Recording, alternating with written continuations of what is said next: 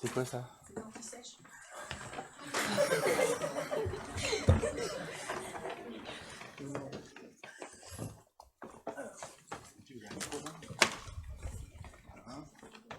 Donc je crois que j'ai Mathieu et les filles ont...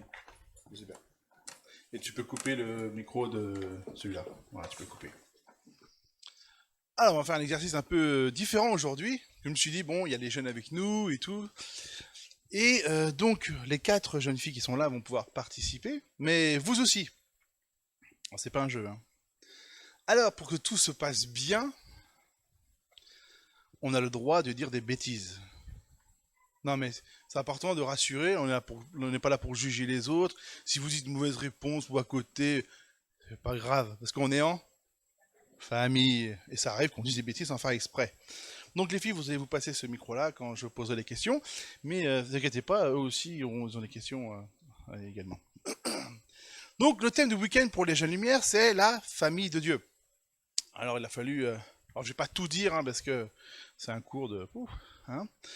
Mais on va voir peut-être les bases, l'essentiel. Revenir à l'essentiel. Et pour commencer, voilà.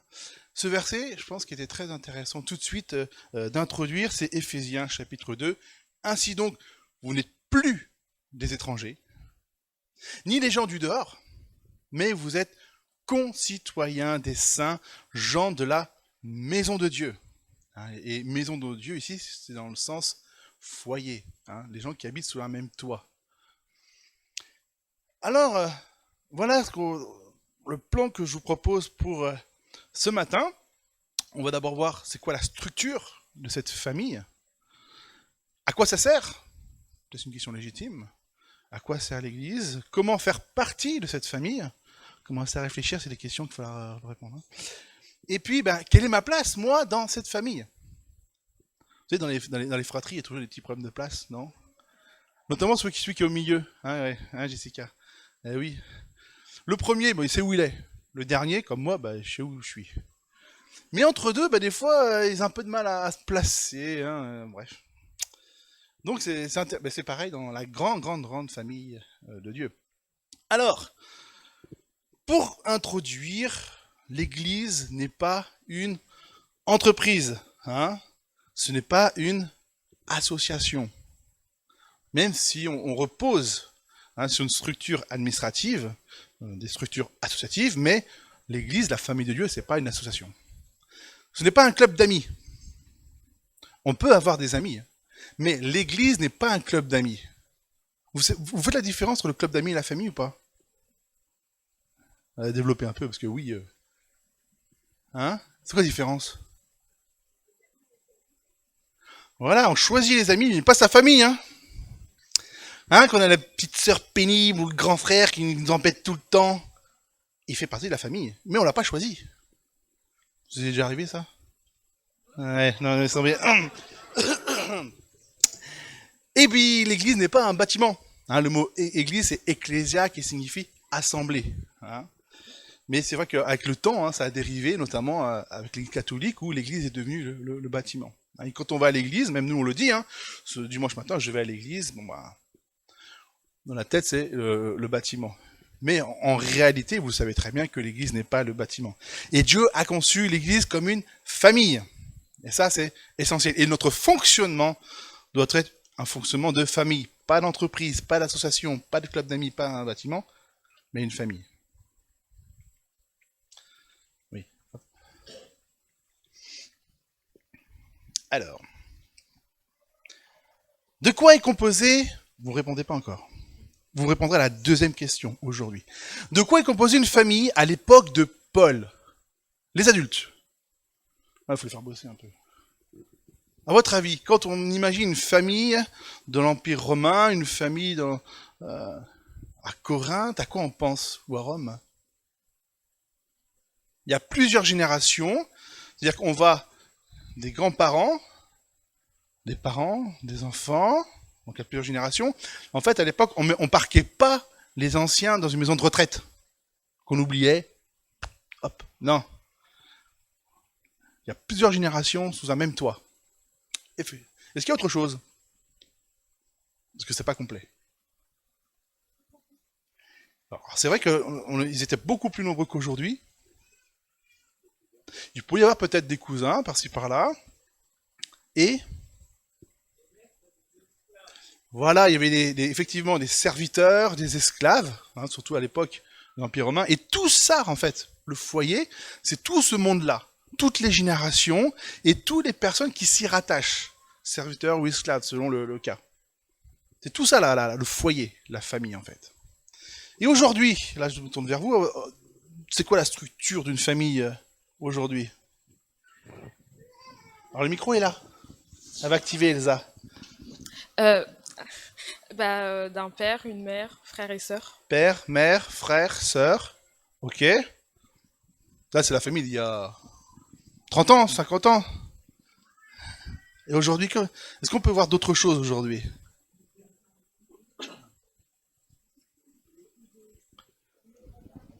Il y a aussi plusieurs situations, par exemple Oui, des parents divorcés, voilà. etc. Donc des familles monoparentales, effectivement. Vas-y. Les familles recomposées. Les familles recomposées, et des fois ça crée des conflits. Hein. Aujourd'hui, c'est vrai que la structure de la famille a beaucoup changé. On a beaucoup de cas. Et pastoralement, des fois, on est confronté à des cas très compliqués. Et on n'a pas ajouté les familles homoparentales. Alors, je ne parle pas des familles forcément dans l'église, mais aujourd'hui, la famille a changé totalement enfin, totalement. A changé, elle a évolué en fonction des mœurs, des choix éthiques de la société.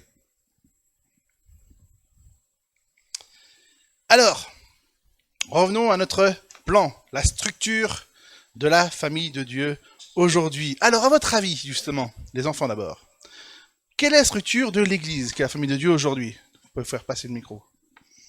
À votre avis, comment est structurée l'Église? Elle a envie de parler, je le sens. Vas-y. Non, pas moi. Ouais, vas-y. Bah, Ah, c'est une rugbyman, un rugby woman. Oh là. bah, Vas-y, Natacha. l'Église, elle est composée de frères et sœurs et de croyants qui se mettent ensemble pour louer Dieu. Pas mal déjà, hein. Vous auriez dit ça, vous? Est-ce qu'il y a, vous voyez, autre chose, un autre niveau de structure ou pas? Le pasteur. Il y a Ou le les... pasteur, il est pas là. Ou les anciens. Ou les anciens. Et Et tu vois autre chose ou pas? les membres de l'Église. Là, tu l'as dit avant. Justement, un ensemble de croyants, tout ça. Donc, ouais. Donc, on a les membres, on a dans le leadership les anciens pasteurs. Oui, est-ce que oui, autre chose? Il y en a qui vont être vexés hein, si vous le dites pas. Diacre. Diacre. Ah oui, c'est intéressant tout ça. Hein, mais c'est important de connaître sa famille, non? Si on dit que l'Église est la famille de Dieu, il faut reconnaître ses parents, ses frères et sœurs, ses cousins, ses grands-parents. Eh ben c'est pareil, dans l'Église, il faut reconnaître qui la compose. 1 Timothée 3, ici, je ne vais pas tout relire, hein, c'est des textes que vous connaissez. Hein, on parle si quelqu'un aspire à la charge d'évêque, c'est super, hein, grosso modo, hein, c'est ce qu'il dit. Et il faut que l'évêque soit irréprochable, monogame, hein, mari d'une seule femme, c'est ça, hein, sobre, modéré, réel dans sa conduite, et ainsi de suite. D'accord. On voit ici des critères moraux. D'accord. L'évêque étant le responsable, hein, ou il fait partie des responsables de l'église locale. D'accord. Et vous avez eu raison, il y a effectivement des diacres et des diaconesses. Il y a des filles aussi. Mais c'est important de le noter, que les femmes ont un rôle important dans l'église. Et aussi, pareil, ils doivent être honnêtes, éloigner la duplicité, ne pas être des gens qui se saoulent, et ainsi de suite, et ainsi de suite. Hein. Et donc les diacres, ils servent à quoi les diacres d'ailleurs?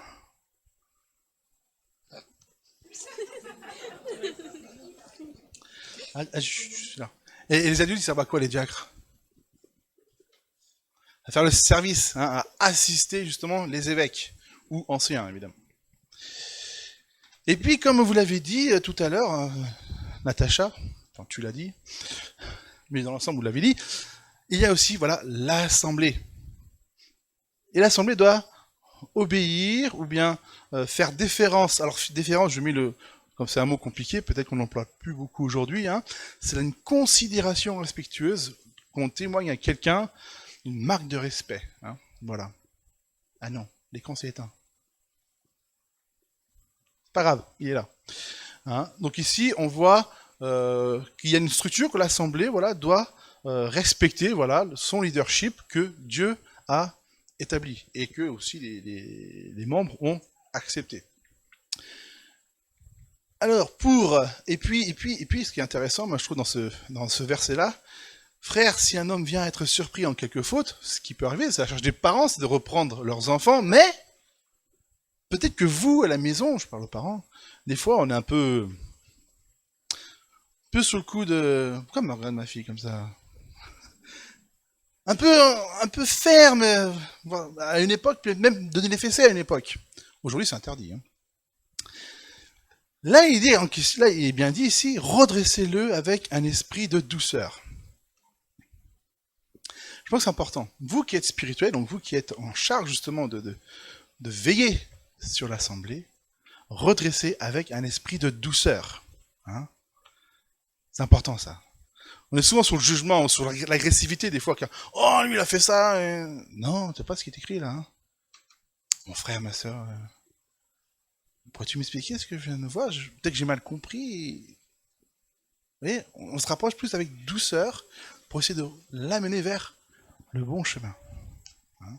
C'est important, je pense, de le souligner, souvent sur un leadership autocratique ou despote et ainsi de suite, dictateur. Quoi. Donc pour résumer, de ce qu'on a lu, d'accord, on voit les évêques ou les anciens, qu'on appelle comme ça, les diacres et les fidèles. Tu remarqueras qu'il n'y a pas le mot pasteur là. Hein. On verra après. Et bien chez nous, comment ça se passe à la bonne nouvelle? Parce qu'on essaie d'appliquer quand même la parole de Dieu. Hein. Nous retrouvons donc nos anciens, Arnaud et Samuel. Les diacres et diaconesses, c'est le conseil d'église. Et puis, on a l'assemblée. Et qu'est-ce qu'on voit dans l'assemblée? Pareil que dans la famille, différentes générations, des jeunes, des moins jeunes, des célibataires, des familles. On voit plusieurs cultures. Hein, avec la fête qu'on a fait il n'y a pas si longtemps, on a pu vraiment l'observer. Et puis différents niveaux sociaux. Il y a des chefs d'entreprise, puis d'autres qui sont peut-être sans travail, ainsi de suite. Voilà. On l'a vu tout à l'heure, les difficultés aussi pour trouver un logement, des difficultés pour ci, pour ça. Et on retrouve tout ça. Et tous ensemble, on est unis, comme on l'a chanté tout à l'heure. Une seule famille, unie par Jésus-Christ. Et c'est bien de le relever.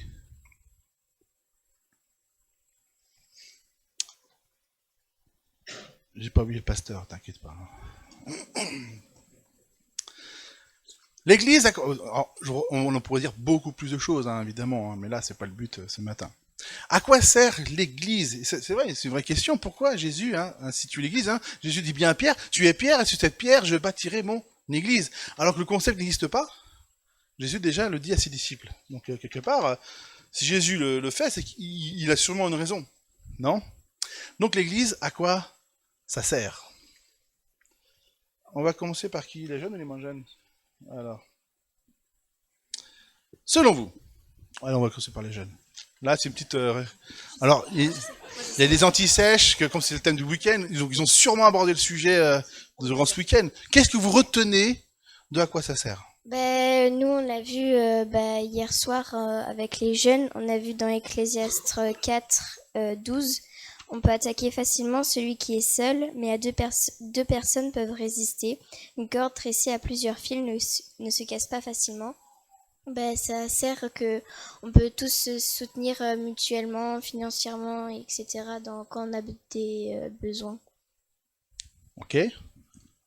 Elle sert aussi à connaître d'autres personnes qui ont la même culture que nous. La même religion que nous. Même foi. Voilà, c'est ça. C'est plus simple à dire même foi. Parce que quand on embarque dans le mot religion, c'est plus compliqué. Ouais. Donc ils partagent le même Dieu, la même foi. Et découvrir des autres cultures qu'on n'a pas forcément l'habitude de voir. Surtout aux agapes. Oui. Aux agapes. Là, les cultures, elles sont géniales. Est-ce qu'il y a autre chose? l'église sert aussi à relever tout le temps quelqu'un qui tombe à chaque fois, sans cesse. Par exemple, si quelqu'un... Donc soutenir les plus faibles. Oui. L'église, c'est aussi une famille. La plupart d'entre nous, on s'entend tous bien, malgré que des fois, on n'a pas tous des points communs. Et pourtant, juste la foi qui nous réunit, puis voilà. Les adultes, est-ce que vous voulez compléter? Non, ils n'ont pas tout dit. C'est tout l'intérêt d'ailleurs. L'adoration, louer Dieu. On pourrait mettre dans le partage de la foi, d'accord. Mais oui. On peut témoigner, on l'a entendu tout à l'heure, donc des gens qui partagent leur vie, et justement voir comment Dieu a agi et ça encourage forcément les autres de dire, ah, je peux même m'identifier des fois dans un... Tout à l'heure on a parlé de harcèlement, peut-être qu'il y a d'autres jeunes qui ont été harcelés, ou des adultes, ou autres. Ah, moi je me vois là-dedans, et je vois qu'il y a une issue, parce que ça s'est bien fini. Ça se finit pas toujours bien. Et là, ça se finit. Pour l'instant, c'est bien fini. Donc c'est intéressant de voir l'espoir qu'il y a là. Et il y a autre chose d'essentiel quand même qu'on a raté. Alors grandir dans la foi, l'enseignement, hein, se nourrir, voilà, on met tout ça dans le même, dans l'édification, on va dire. Autre chose, prier, louer, oui, intercéder les uns pour les autres, la solidarité, on l'a dit. Merci. Répandre l'évangile, c'est le moyen choisi par Dieu pour témoignage, ce que je vis. L'évangélisation, c'est ramener l'autre dans le camp de Dieu. Il y a une différence. Le témoignage est un support, mais il fait pas tout. Alors, on a dit beaucoup de choses. Seb, oui. La famille, oui, il est grand, il prend tout le temps, mais je crois que j'ai plus le diapo. Il s'occupe de sa fille, c'est un bon père de famille. Il montre l'exemple. On va pas loin entre nous, on dit tout à l'heure. Voilà. Matthieu 28, c'est quand même important, c'est le mandat. Hein. Faites de toutes les nations des disciples. Comment? En les baptisant et en les enseignant à observer tout ce que je vous ai prescrit. Ça, c'est quand même le but, quelque part, de l'Église ici. Un des buts principaux. Alors, tout ce qui a été dit est vrai, on va le voir après, mais c'est quand même le moyen que Dieu a choisi pour que la pérennité, quelque part, de la progression de l'évangile soit là, quoi. Ensuite, vous l'avez bien dit, porter les fardeaux des uns des autres. Hein, on doit porter les fardeaux, même des plus pénibles. On est tolère, on est différents, puis des fois les caractères différents, hein, il y en a qui sont beaucoup plus fonceurs, d'autres, oh, faut aller tout doucement, faut m'expliquer 10 000 fois la même chose, parce que je suis plutôt quelqu'un qui est pas sûr de soi, donc on a tous des caractères différents, des personnalités différentes, mais c'est tous ensemble que nous devons avancer, et donc on doit s'attendre les uns les autres et soutenir les uns les autres. Tout seul, on va vite, mais ensemble, on va plus haut, ou plus loin, selon les différentes... Je vais trouver ça, cette image assez rigolote, c'est ça, quelque part, qu'on doit retenir dans tout ça. Bon, on va avancer. Alors, pour résumer un peu tout ce qui a été dit, hein, donc c'est le moyen choisi par Dieu pour répandre et proclamer l'évangile au monde entier, de faire des disciples en les baptisant, en les enseignant pour appliquer. C'est pas juste je transmets une connaissance, c'est veiller à l'application. Hein. Et 2 Timothée 2.2, hein, jusqu'à qu'ils soient capables à leur tour de le transmettre à d'autres. S'aimer les uns les autres, hein, c'est ça en fait, quand on vit la solidarité, c'est parce qu'on s'aime réellement les uns les autres. C'est l'amour qui nous pousse à aller vers les autres. Et même dans l'évangélisation, c'est parce que j'aime mon prochain, que je suis attentif à son destin éternel, qui est la perdition, si je n'interviens pas. Parce que Dieu me demande de le faire. Et on a dit l'adoration et tout ça. Donc forcément, après, tout ce qu'on a dit rentre dans une étape, dans un truc, quoi. Voilà. Alors, comment faire partie de cette famille? Ça, c'est pas dans vos machins. Je le savais. Comment faire partie de la famille de Dieu? C'est une vraie question, là. C'est bien, vous avez dit plein de choses, c'est super et tout, mais comment est-ce que je peux en faire partie? Bah, croire en Jésus, enfin, en Christ. Enfin, vu que l'Église c'est une famille de croyants, bah, il faut juste enfin, croire. Pas mal, hein? Ah, ils sont bons. Hein. Alors, croire quoi? Ah, je suis trop provocateur. Qu'est-ce qu'il faut croire à votre avis? Mais en Dieu, enfin, croire en Dieu. Est-ce que le diable croit en Dieu? Oui, parce Il que croit c'est qu'il un existe, ange. mais est-ce qu'il est sauvé pour autant? Ah, Mais il y a le péché qui le fait. ah. Donc, non mais c'est super intéressant. Souvent la réponse est, voilà, il faut croire en Dieu, croire que Dieu existe. Mais le diable aussi, lui, il croit. Mais il n'est pas sauvé pour autant. Il fait pas partie de la famille de Dieu. Hein. Alors, mais c'est une bonne étape déjà. Ah, c'est ça, alors. Mais vous avez pratiquement répondu. Hein. Mais je veux qu'on développe un petit peu pour vous tétayer un petit peu. Qu'est-ce qu'il faut en plus? Je sens qu'elle veut parler. Vas-y. Qu'est-ce que t'en penses? C'est pas grave, je dis des bêtises, on s'en fout entre nous.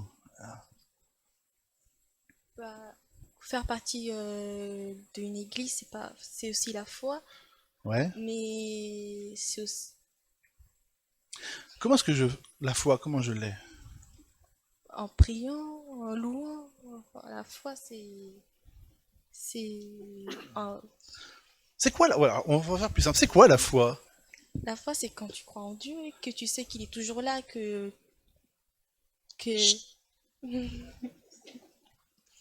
la foi, c'est quand tu crois en Dieu qu'il est toujours là, qui t'a fait montrer des miracles. Enfin, par exemple, comme mon témoignage, j'ai la foi en Dieu parce que j'ai vu beaucoup dans cette année aussi à l'école. C'est ça la foi, je sais Ouais. qu'il est là. Ils font les malins. Christian, vas-y. Ah, vas-y Nathaniel. Ouais. Et comment je fais ça? Ouais. Christian, vas-y, complète. Non, il fait le malin depuis tout à l'heure. Ouais, vas-y.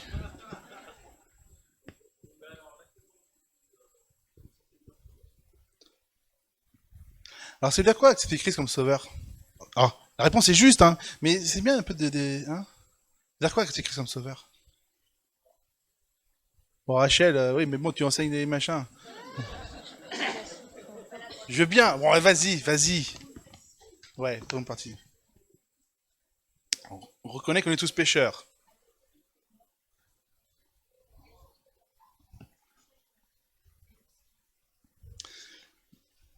Tout le monde a entendu? Je vais le dire autrement, mais c'est la même chose. Il faut reconnaître d'abord qu'on est pécheur, évidemment, qu'on est séparé de Dieu, qu'on a péché tout simplement. Et donc, ben, le péché nous pousse à demander pardon à Dieu. Parce que Dieu nous montre tel que nous sommes.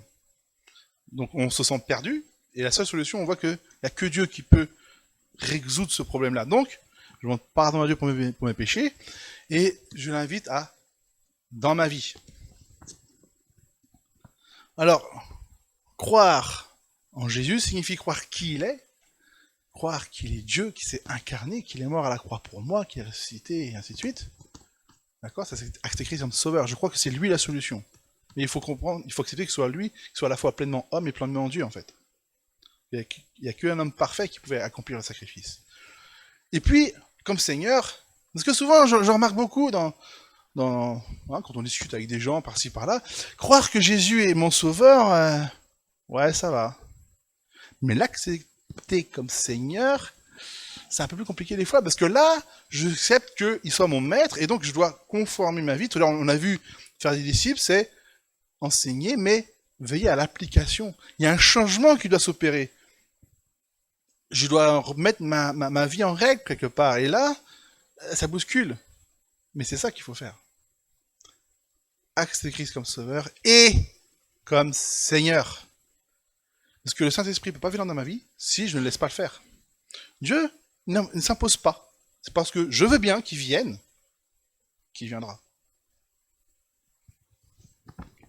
Voilà, on dit beaucoup de choses. C'est les prologues de Jean, hein, l'évangile de Jean. À tous ceux qui ont reçu donc cette lumière qui est Jésus, à ceux qui croient en son nom, elle a donné le pouvoir de devenir enfants de Dieu. Et c'est intéressant que l'apôtre Jean ne dit pas que vous êtes sauvés, il dit vous devenez enfants de Dieu. Parce que ça implique tellement de choses. Et l'histoire de la famille, justement, que l'Église est la famille de Dieu et c'est Dieu qui est notre Père.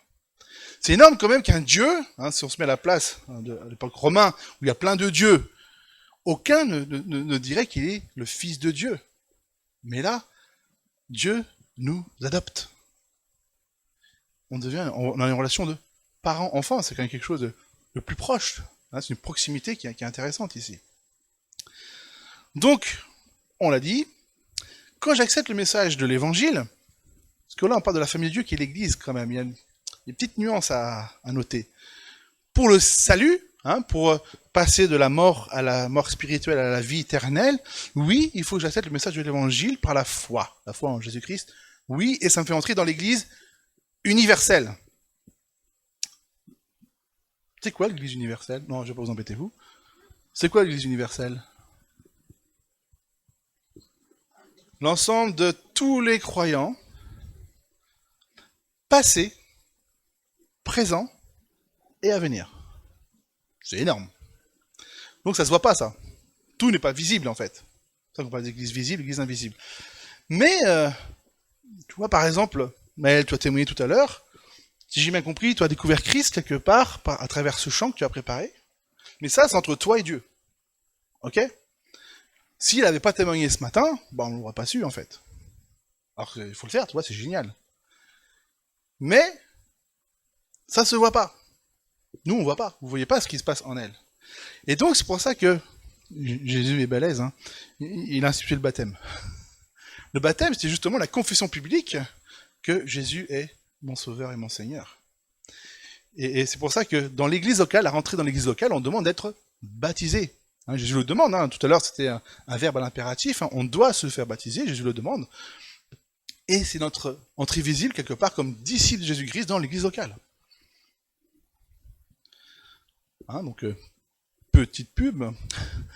Si vous voulez des infos sur le baptême ou vous voulez vous faire baptiser à la rentrée, on constitue un nouveau groupe. Voilà. Venez me voir après les cultes.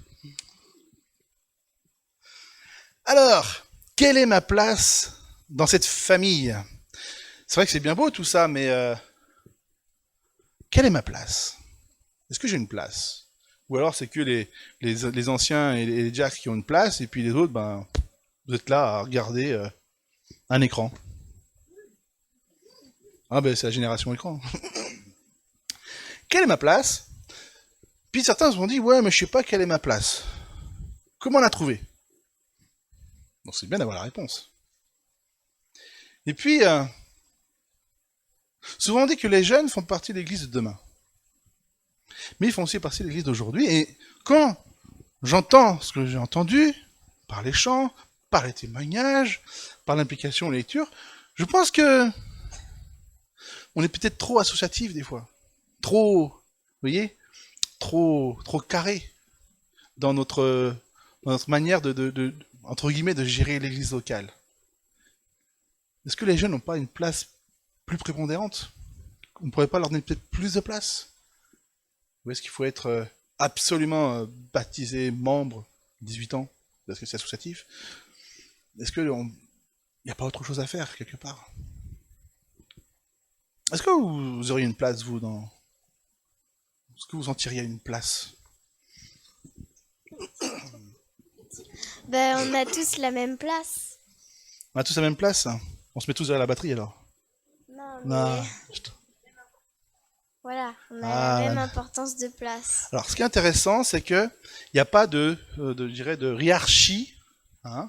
Même quand Jésus était le maître, mais il a lavé les pieds. Il a montré qu'en fin de compte, c'est des maîtres serviteurs, en fait, qu'il y a là. C'est intéressant. Mais, même s'il n'y a pas de hiérarchie, le bras n'est pas supérieur au pied, c'est un peu l'image que fait l'apôtre Paul dans ses épîtres, est-ce qu'il n'y aurait pas quelque chose, des places différentes, même s'il n'y a pas de hiérarchie, mais... C'est des places différentes, mais elles ont la même importance. Quel exemple? Par exemple, je sais pas moi. On est tous enfants de Dieu. Oui. Et c'est ça. Ah, ça y est, la langue se délie. C'est intéressant, On est tous des enfants de Dieu, même si on n'a pas le même âge. Ouais, je suis d'accord. Mais en termes de place, alors je vais m'expliquer. Peut-être que c'est normal,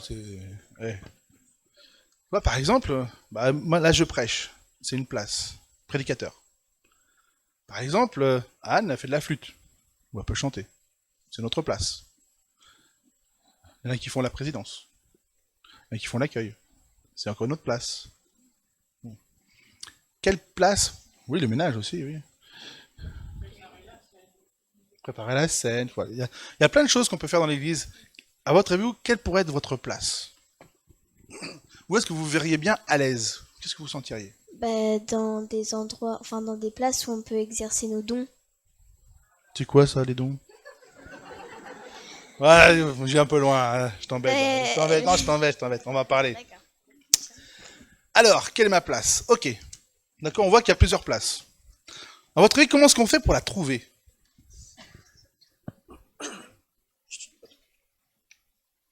Vous avez une idée ou pas? Si pas l'idée, on passe à eux. Bah, en faisant nos dons pour louer l'Éternel. Ouais, mais comment savoir ton don? Bah, tu vas forcément le savoir. Ok. Eh, la vérité sur la bouche des enfants, hein. Donc, quand vous me dites, oh ben je sais pas quel est mon don, réponse de Natacha, tu devrais le savoir. Elle a raison. Alors, comment la trouver là, votre place? Ok. Comment on fait pour savoir son nom alors? J'exerce quoi? Faire quoi? Si je sais pas, le ménage. Oui. Chanter. Si on est, par exemple, pas vraiment chanteur, mais enfin, Si on aime bien chanter. voilà, et bien on peut, c'est un don de chanter à l'église. Voilà.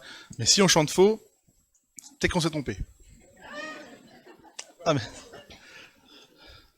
Moi j'ai jamais réussi à faire chanter juste quelqu'un qui chantait faux. Il paraît que tout le monde chante juste. C'est un manque de l'exercice.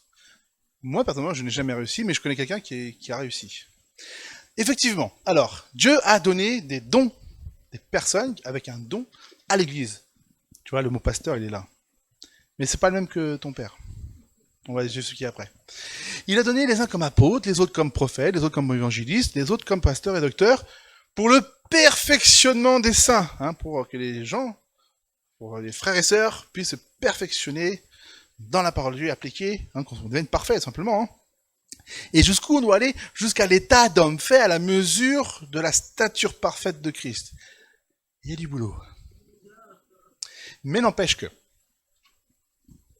il y a le rôle de l'Église en tant que leadership de veiller à ce que l'enseignement soit là, mais il y a aussi une responsabilité de chacun de se remettre en question pour atteindre la perfection.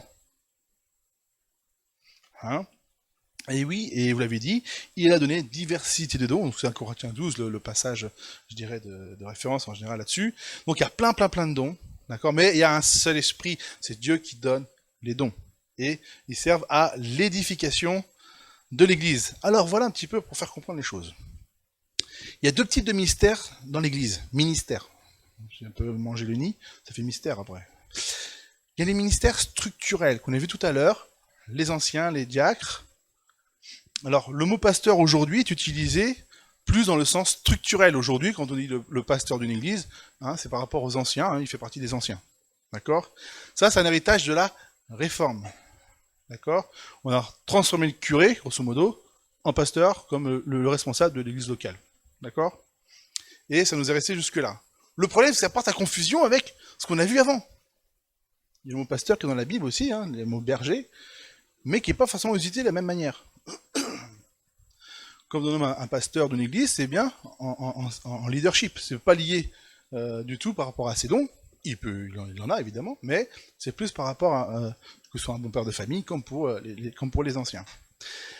Et puis donc il y a les ministères donc, structurels pour l'église locale, le leadership, et puis les ministères dits charismatiques dans le sens, le mot charisme veut dire don, hein, c'est le mot grec pour le mot charisma, don. C'est pour ça que j'ai mis le mot charismatique. Rien à voir avec les églises dites charismatiques ici, d'accord? Donc les ministères charismatiques, c'est selon les dons. Par exemple, je vais chanter parce que Dieu m'a donné ce don de pouvoir chanter. Vous voyez? Un don, un ministère. Alors que ancien diacre, c'est pas lié au don, c'est lié à leur caractère. Donc, Et là, on a des exemples, prophètes, prédicateurs, évangélistes, apôtres, missionnaires, pasteurs, docteurs. Alors là, je mets le mot pasteur pas dans le sens leader, mais dans le sens la personne qui est capable d'accompagner les âmes, berger. Vous voyez? Voilà. Et donc, quelque part, tout le monde n'est pas appelé à être dans un ministère structurel, ancien ou diacre, mais tout le monde est appelé à accomplir un ministère dit charismatique, selon un don. Et un ministère, c'est se mettre au service selon son don. Un ministère, il y a un début, il y a une fin. Le don, on le garde. Alors, on l'avait avant, on l'a pendant, et on le garde après. Mais un ministère, je me mets au service pendant 4 ans, 5 ans, 6 ans. C'est pas forcément à vita aeternam. Ok? C'est clair? Peut-être que vous découvrez des choses ce matin.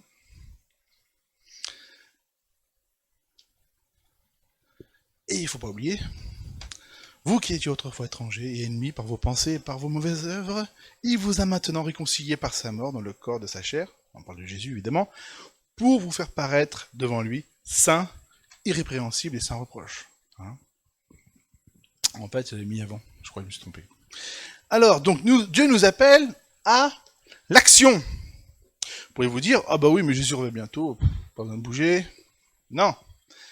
2 actions. L'action par rapport à notre sanctification, on doit prendre position pour progresser vers la maturité. On doit mettre des choses en place. Qu'est-ce que vous faites pour grandir dans la foi? Est-ce que je fais une question rhétorique ou une question réelle? On veut des réponses? Vous voulez des réponses ou pas? On demande à eux ou à vous? À eux, hein. Qu'est-ce qu'on pourrait faire pour grandir dans la foi, du coup? Lire la parole de Dieu, étudier, prier, assister à des cours. À ce sujet, pub, ITA à la rentrée, veuillez vous inscrire sur l'intranet. Autre chose, assister par exemple aux prédications aussi, aux études bibliques, les groupes de maison. Voilà, il y a plein de choses. Alors vous, personnellement, peut-être, j'ai jamais lu la Bible en un an. Faites-le en 2 si vraiment. Mais, tac, au moins lire la Bible. Commencez. Et ainsi de suite. C'est déjà un bon début. Hein. Méditez. Et puis pour le servir, selon les dons, chacun son rôle, chacun sa place. Qu'est-ce que vous faites donc pour découvrir vos dons et les mettre en pratique? Si vous n'avez pas du tout, aucune excuse. Vous venez me voir, pas tout le monde à la fin s'il vous plaît. Et il y a des questionnaires qui existent pour se découvrir soi-même et qu'est-ce que Dieu nous a donné. En 1 heure c'est fait. Pour les plus longs. Non mais il y a des outils qui existent, c'est ça qui est important. Mais ce qui est important c'est que Dieu nous veut. Les jeux de mots? Il n'y a pas de jeu de mots? Alors pour un peu de culture de la guerre de sécession, où l'oncle Sam, voilà, il y a une affiche, c'est I want you for US Army, pour l'armée américaine. Et là, on déforme l'affiche pour faire for Jesus Army, Dieu vous veut, pour l'armée de Dieu. Une armée de paix, évidemment, qui proclame l'évangile. Mais voilà, Dieu nous appelle à nous lever pour le servir. Et comme dirait un homme, la meilleure manière de commencer, c'est d'arrêter de parler et de s'y mettre. Faut pas procrastiner. C'est qui à votre avis? Walt Disney. Et il a fait des grandes choses quand même. Bon, pas par rapport à Dieu, mais c'est vrai. Le changement, c'est maintenant. Bon, j'aime pas trop l'auteur, mais je ne citerai pas. Conclusion. Déjà, merci les jeunes, hein. Vous avez bien participé. Vous avez des très très bonnes réponses. On a vu ensemble la structure de la famille, les anciens, les diacres, l'assemblée. Ça sert à évangéliser. Ça sert à vivre ensemble déjà le royaume de Dieu sur terre qui se prolongera dans l'éternité. Hein, donc dans ce royaume, on célèbre Dieu, on s'édifie les uns les autres, on se soutient les uns les autres, on vit la famille. Pour faire partie de la famille de Dieu, c'est en acceptant l'évangile. Et hop, tac, automatiquement, on est adopté. C'est génial ça. Pas de paperasse administrative, hein Rachel, c'est ce que c'est le chemin de croix pour adopter un enfant. C'est compliqué. Avec Dieu, tac, t'acceptes l'évangile, c'est fait. Et quelle est ma place? Dieu veut vous utiliser. Le voulez-vous tout simplement? Réfléchissez cette semaine. Sincèrement, comment Dieu peut m'utiliser? Et puis, venez me voir. On va trouver ensemble. Amen. Prions. Mais Seigneur, tu as institué l'Église comme une famille. Et c'est en famille que nous devons vivre, avec des combats, avec des hauts, des bas, mais c'est ensemble que nous traversons ces épreuves. Et justement, nous voulons placer devant toi tous ceux qui souffrent, ceux qui sont malades, ceux qui sont à l'hôpital, qui vivent justement des épreuves difficiles, car on veut les apporter devant toi, Seigneur. Mais aide-nous à garder cette vision de la famille de Dieu, et que nous puissions vraiment vivre ensemble cette famille, que chacun puisse prendre sa place, trouver sa place, et s'épanouir en toi. Merci de nous bénir richement encore. Merci pour ce culte de ce matin avec les jeunes. C'était super de les voir justement à leur niveau, à leur âge, qu'ils peuvent apporter quelque chose. Ils peuvent avoir une place. Et que nous leur laissions, nous adultes, une place de choix dans cette assemblée, Seigneur. Merci encore que tu bénisses chacun de nous ce matin. Et que tu puisses te révéler à chacun, Seigneur. Au nom de Jésus. Amen.